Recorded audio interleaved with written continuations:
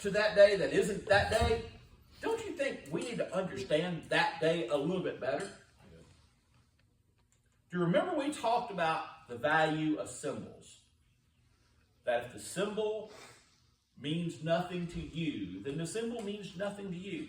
That is why there are some people that have taken the Lord's Supper forever, and guess what? They ain't never lived under no curse. They never bothered them. And you know why it don't bother them? Because it means nothing to them. Has no value. And it's not even going to, the thing is that that's why there's, some churches you go, well, maybe this is one of the reasons why us as a people, that maybe that we're not really blessed, or maybe it is the reason that we are blessed. Who knows? If you want to go down this paradox here, and what I'm talking about is going to church on Sunday. I mean, really? Is it the right thing to have church on Sunday when the Sabbath is on Saturday? And the Bible, but wait a second, what was the lesson of Jesus? Jesus said, I'm Lord even on the Sabbath. Yeah. It don't really matter. The thing is that, so if you want to go down that paradox, you can say, okay, well, wait a second. So if I'm living like crap for the rest of the week, but I've set apart one day that I'm going to put on good clothes and wear deodorant, the rest of the week you don't wear deodorant? That's just a hobby. I went and looked at a blower Saturday. And I'm thinking about getting a new blower. I'm thinking about these different things, and I'm doing the research on it because I don't want to spend the money without knowing that I'm spending it wisely. Because if this is something I'm going to go down, I'm going to make sure that I understand my cost. The problem is that I couldn't get beyond the guy who was waiting on me. You know why? Number one, I had to ask him. If a person is walking in your store, Zeke, this is a clue. If a person is walking in your store and they're standing in front of a certain zone going, and if you happen to be in sales, what should you do? Trying to sell them anything. Can I help you? What can I do for you? Let's see. No vision. That salesperson had no vision. Or waiting on you. The other side is that no matter how great of a salesman you are, if your deodorant is not existent, No sales. no bueno. And the thing is that, so there's that next thing. What is that person's vision? Well, I don't believe in deodorant. There are people who don't believe, and I get it. I understand the logic and the science behind deodorant. I understand what the difference between the deodorant and a perspirant. There are two different things. Yes. Two different things. Deodorant, you're killing the bacteria that causes that. And a perspirant, you're blocking the pores. Two different chemicals, two different things. I'm glad that you stand firm on your beliefs. Fantastic that you believe that this is what it is. Stand over there. But it's still no bueno. So I'm really not engaging in a conversation with you, and I don't want to be listening to the words that you say because all I smell is body odor. There's actually more to that if you really want to just understand that, because there it goes again, is that some people in our life are just body odor. And if they're repulsive to you, you're never going to get it anyway. It's time to move on. That's all I'm saying, is time to move on. But David, we have to have a plan where we're going to go. We have to have a plan how we're going to get there. You have to understand what's important. Years ago, I gave up music. Why did I give up playing music? Because I looked and said, I cannot take my wife, my grandchildren, and my daughter, and my son-in-law. If I can't take them, David would go. But if I can't take them, or Bailey especially would go. If I can't take them and have them there in that environment, why am I in that environment? If I want to be a family man, then guess what I have to be? A family man. So, that being said, I would challenge you to understand the Passover, the Lord's Supper, and the Eucharist.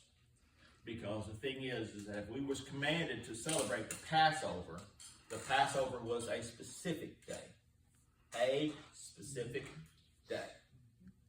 Just as your birthday. And no matter what, Bailey, your birthday is not every day of the week. Okay?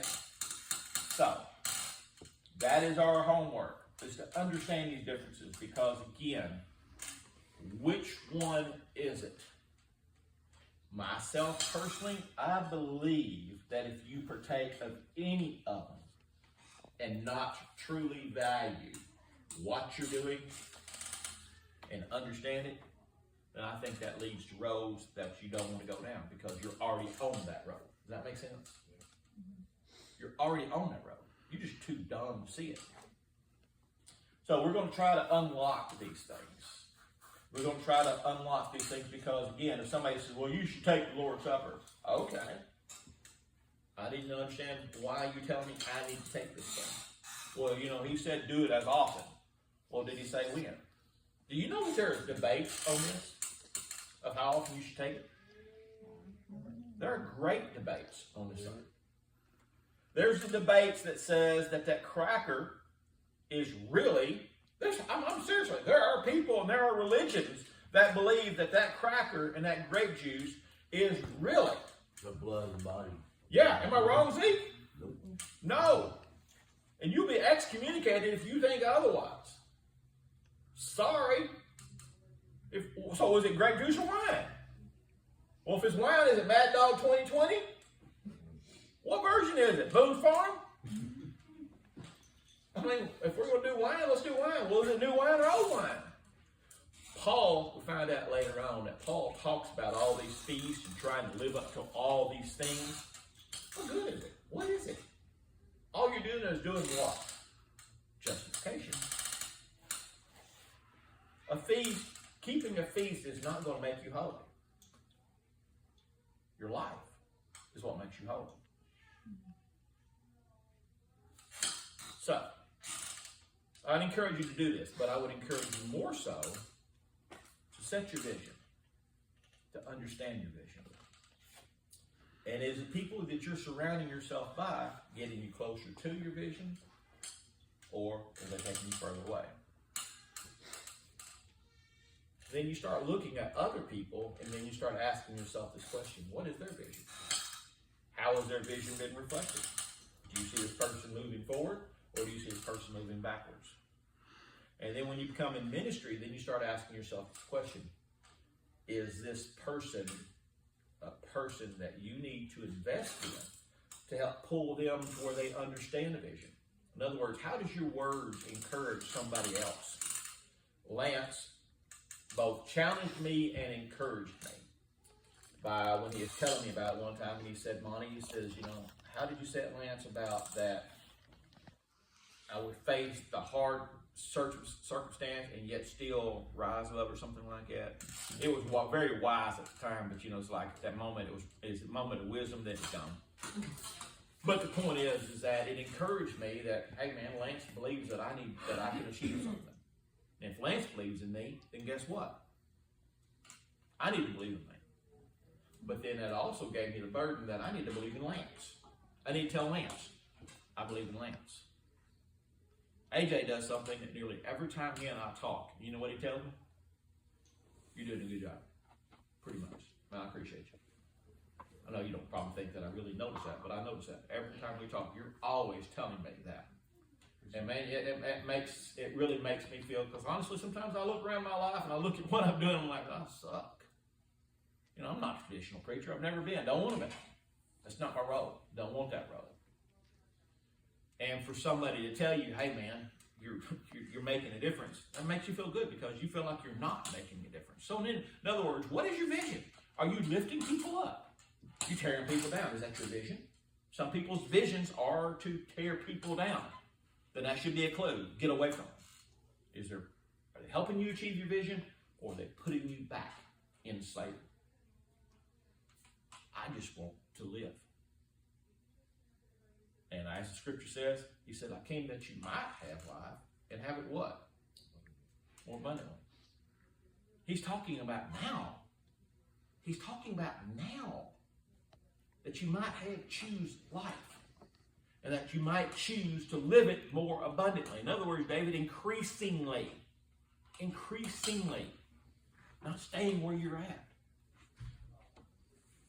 But he's not going to give you what you're not going to be good at taking care of. Does that make sense? He knows when you're ready. Yeah.